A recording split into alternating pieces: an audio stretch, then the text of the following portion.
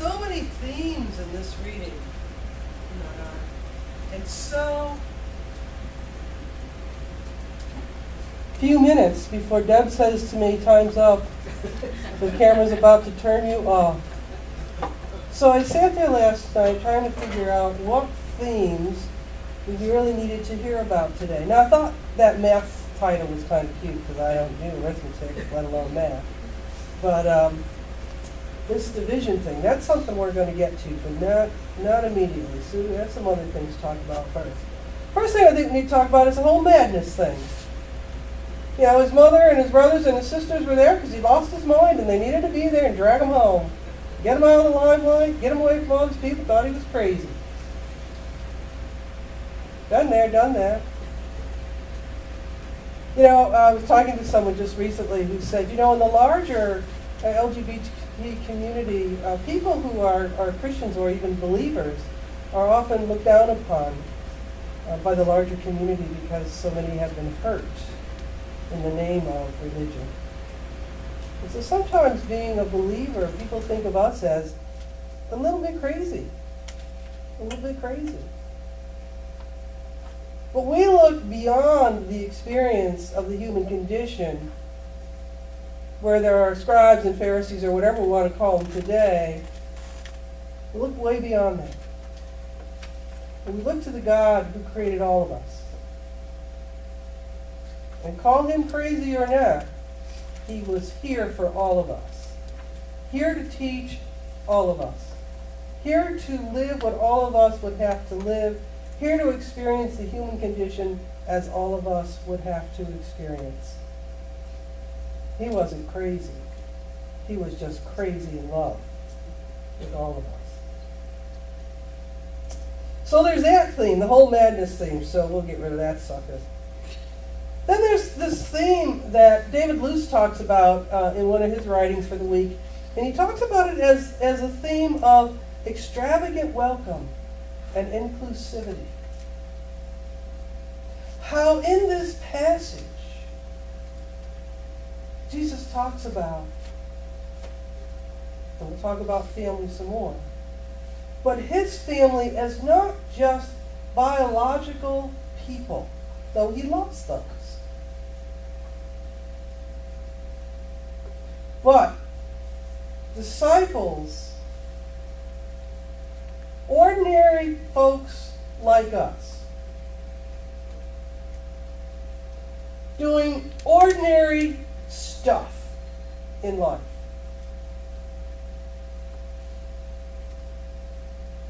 With extraordinary welcome. With extraordinary inclusivity about all who entered this space as sanctuary.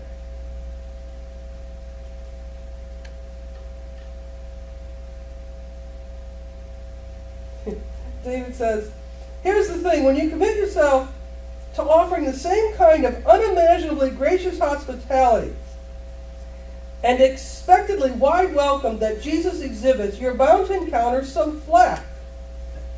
And people think you're crazy. That's okay, because we're not.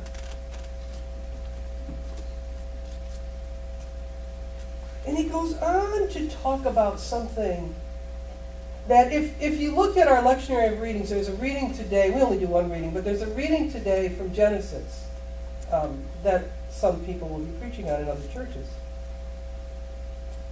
And it's a reading about Adam and Eve. And do you remember the concept from childhood, original sin, whatever that is? Okay? I could spend like the next several hours trying to explain that. Or I could tell you what David Luce says. Instead of thinking about it as original sin, he thinks about it as original insecurity. Original insecurity. The recognition that we cannot establish ourselves, our value, or our worth on our own. And therein lies the problem, or lay the problem, for Adam and Eve, because that's what they tried to do. I don't need God. We can go do this on our own, and everything's going to be fine and cool. But what do they discover? David Luce says, their insecurity only grows, and before they know it, they are defining themselves against each other and find themselves alienated from God, each other, creation, and even themselves. Original insecurity. What we find in this passage, he says, is similar. It's a dynamic very similar to that plays out here. And he goes on to say, one way we keep our insecurity at bay is we create rules, not so much for how they help our neighbor, but for how they help us to define ourselves, and how handy they are then as a standard against which to judge our neighbor. Original insecurity.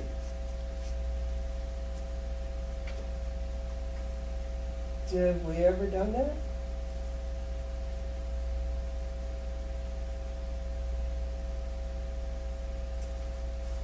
How do we get beyond it? Faith.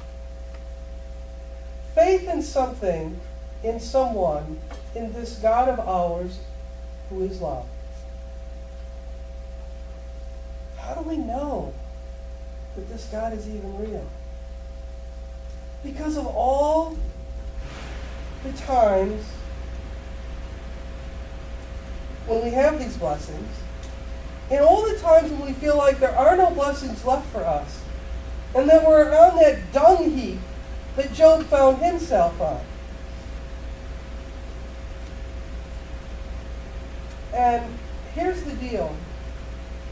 No matter what we have lost when those situations occur, we've never lost God unless we let go. Because God never lets go of us. God never lets go of us. But when we let go of God, like Adam and Eve let go, at least in that parable back from our Hebrew scripture, then things happen that aren't the best for us, for others, for our world.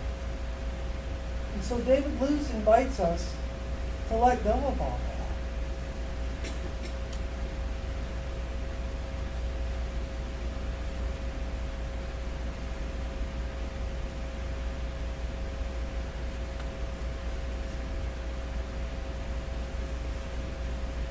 This is not an easy passage when we consider all of what it's trying to tell us.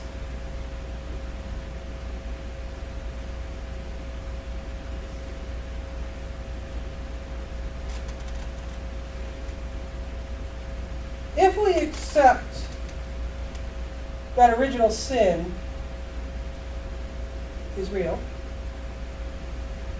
and that David Luce's understanding of it as original insecurity, that part of human nature and our human condition where we shrink into ourselves, hold tightly to our fear and whatever causes it, and then besides ourselves and beyond ourselves and in spite of ourselves sometimes lash out in a way that causes division.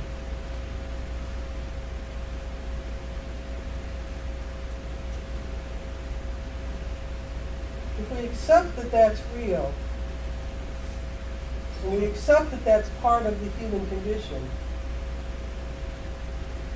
then I think we have to accept that we just can't point the finger at somebody else and say, he did it, she did it, I'm not part of it.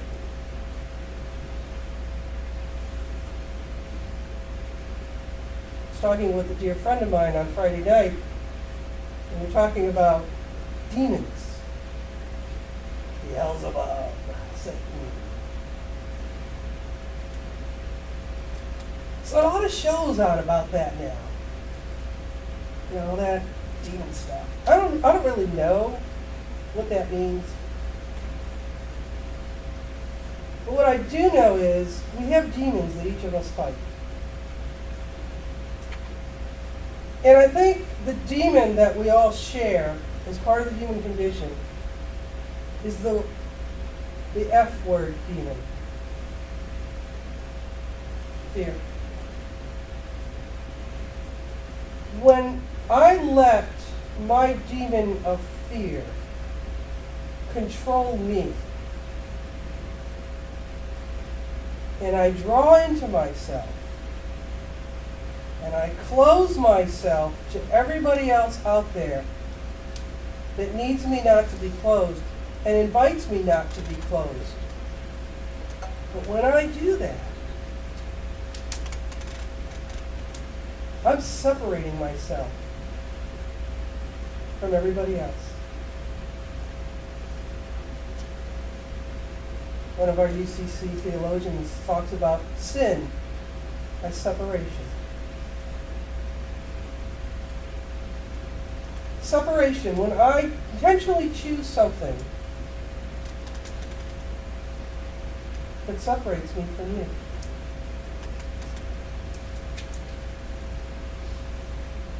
And I think the part of us that gives grace to one another when that happens is that when we get it, when we let Holy Spirit move in us and within us, we get that that other person is being held bound by his or her fear of something. It doesn't really matter what it is, but being held bound by fear. And you know, most of the time, we don't get mad at people that we know have hurt us out of hurt or hurt us out of weakness. And I think that's part of today's message. So, who are my mother and my brothers and my sisters? Those who do the will of God. And I don't know about you, but when I was a little kid, I could picture Jesus up there in heaven before God sends him to earth going, no, not me, send somebody else. No, I see what that's like down there. I want to go. Do you see what they do to each other?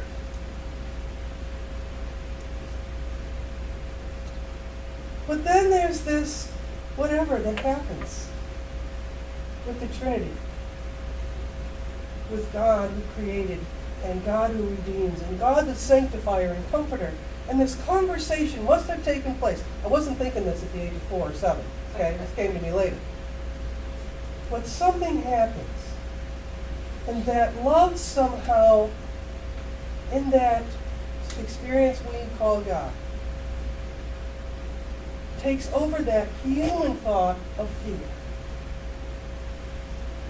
And Jesus comes to us in love and says, you know what, guys? You know what, gals? I know it's scary. And I'm going to show you just how scary it is. And I'm going to show you just how mean-spirited people get. And they get caught up in that original insecurity thing. And I'm going to show you how to get through that. Hard as it is. There's another. 2 stories I want to share with you that I think have something to do with this. They're both about bowls.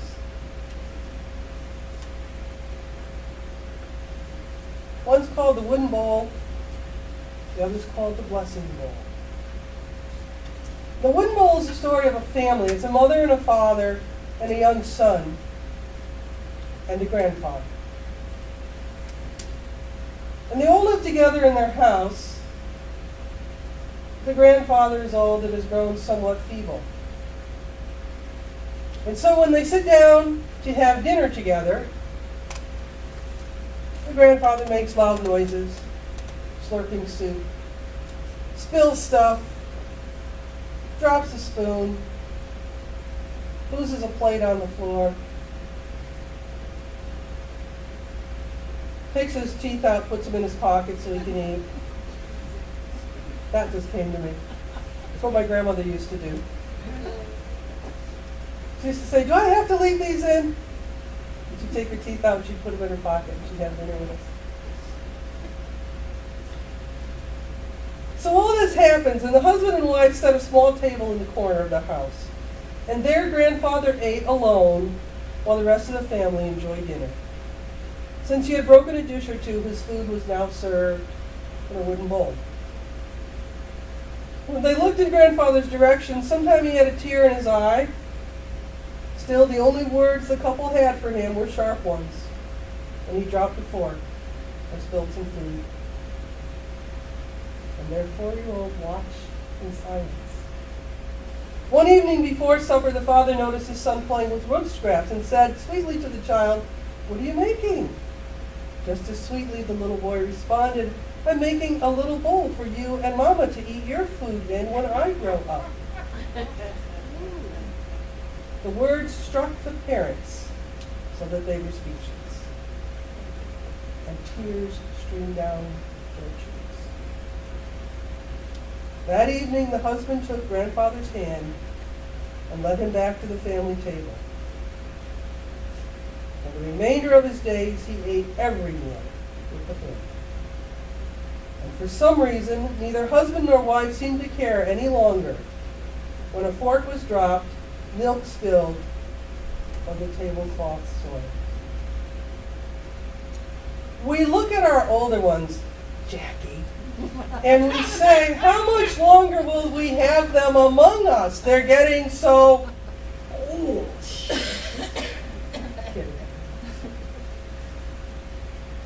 And we get this story because many of us have lost older people in our lives that meant a great deal to us. What about the rest of us whose stuff that's happening is not something we give so much grace to? What about the person we sit down to at dinner that just annoys the heck out of us? That always says something that just sets us off? Do we allow them at the table? Or do we say, let's sit over there with those people? I think that's a question. Not only that this story poses, but perhaps that's somehow embedded in today's scripture, and maybe a story or question we all need to ponder. The second story is called The Blessing Bowl. It's also about a family. It's written by the mom. It was my daughter's first birthday, and I was thrilled that we were celebrating a year of her life, but saddened at how hard that year had been. We had spent 61 days in the hospital, battled seizures and infections, had 2 flight-for-life helicopter rides, and numerous 911 calls and late-night trips in the ambulance.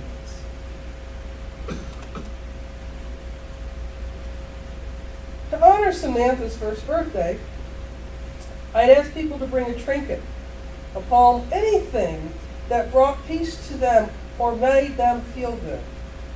And I asked them to bless her with it. I took a simple bowl given me by my great-grandmother in which to gather these blessings. I found my contribution in the garden. Many times I had set my fragile daughter on the soft dirt, hoping something might soak up. Grow, thrive, baby girl. Take as example the zucchinis. I love that. I snipped a bloom from a lily I had planted the summer my husband and I were married. I held a bit of the earth in my hand to form a hard clump and added both to the bowl.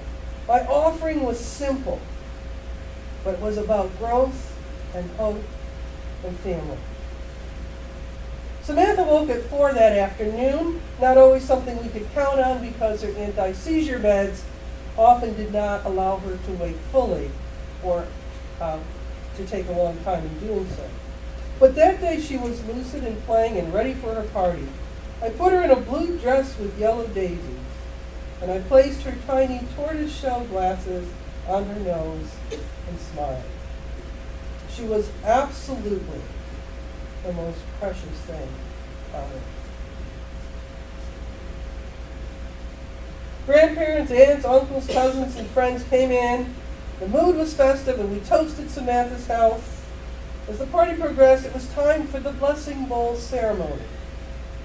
Samantha was still awake, babbling, and seizure-free. I brought out my great-grandmother's bowl and set it in front of our family, studying the faces in front of me. I thought of what a long haul it had been for everyone.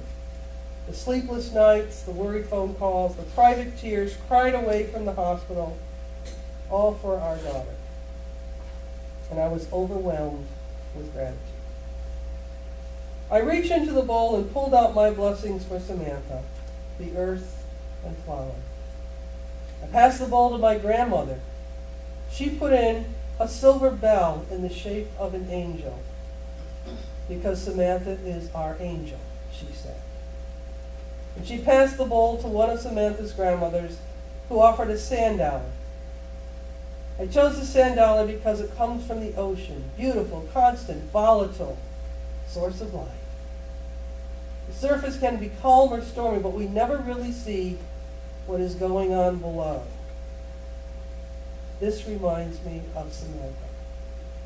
We don't really know what's going on underneath the surface. But we know there's a beautiful world full of life. Boy, if we could just remember that for each other, especially when we're in that stormy part of the journey.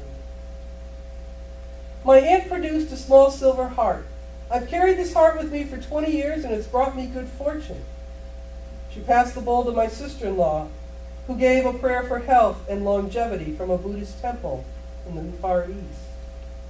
My mother, too, had chosen a shell, and it was from Tahiti, thousands of miles away and years before Samantha was born. My dad had a small stuffed dog dressed in a karate uniform. When you pressed the dog's stomach, it yelled, "Hiya!" He said it reminded him of how hard Samantha continues to fight. The last gift was a jade necklace from Hong Kong. My sister-in-law is from China, and her mother gave her the necklace to give to Samantha. 34 years ago, her son had worn that necklace for good health and safety. I lit Samantha's single candle, overwhelmed that this beautiful little girl had fought so hard to be part of our lives. Her dad helped her blow out the candle, then we fed her frosting and pieces of cake, which she proceeded to smash between her fingers and toes. I think I remember seeing video of Amelia's first birthday that had something of that in it. The night came to an end and everyone had left. I took my lily out of the bowl and placed it in our family Bible that had belonged to my grandfather. As I thumbed through the pages, I found a red rose. I put it in Samantha's bowl, knowing it was her great-grandfather's blessing for her. We have asked much from our families, friends, and even people we don't know. They spent countless hours in the hospital, brought meals and coffee, contacted family members, held and loved Samantha, prayed, and sent jade pendants from Hong Kong. How do you give back? So many gifts each of us has received. So many gifts this little tiny church has received. How do you give back? Gratitude, I thought. I am grateful for my daughter's pink cheeks, for every breath she takes, for a seizure-free birthday. I'm grateful for family and friends who would give her their own treasures and a blessing bowl. Someday I will repay the world for their acts of kindness to our family. I will make meals for someone else. I will send their family good wishes for good health and visit the hospital with fresh coffee and fresh brownies. Right now, I can only be grateful. We stand here today on the cusp of what will be a significant movement for us as a family. There are all kinds of families in this world. I am often teased at pastor meetings for having family as part of our name, because I'm chided that it's such a dysfunctional concept. And so I pray this.